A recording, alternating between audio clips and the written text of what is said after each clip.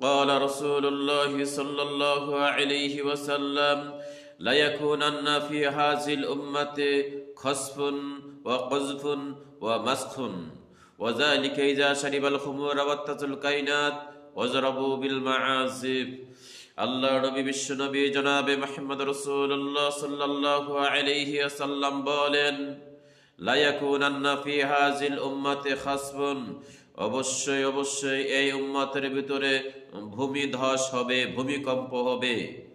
ওয়া কযফুন এই উম্মতের ভিতরে জালেম অত্যাচারী শাসক নিযুক্ত করে দেওয়া হবে।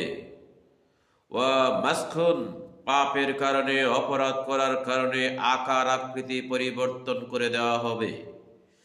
এই তিনটা গজব, তিনটা শাস্তি আল্লাহ তাআলার পক্ষ থেকে আসবে যখন মানুষ পৃথিবীতে তিনটা পাপে নিয়োজিত থাকবে।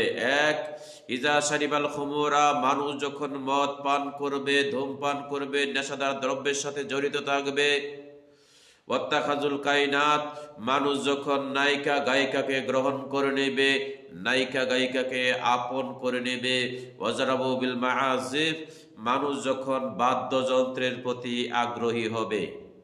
কাজে পৃথিবীতে মানুষ যখন পাপে নিমজ্জিত হয় তখন আল্লাহ তাআলা তার পক্ষ থেকে গজব পাঠান। কাজে ভূমিকম্প এটা মানুষের কৃতকর্মের ফসল।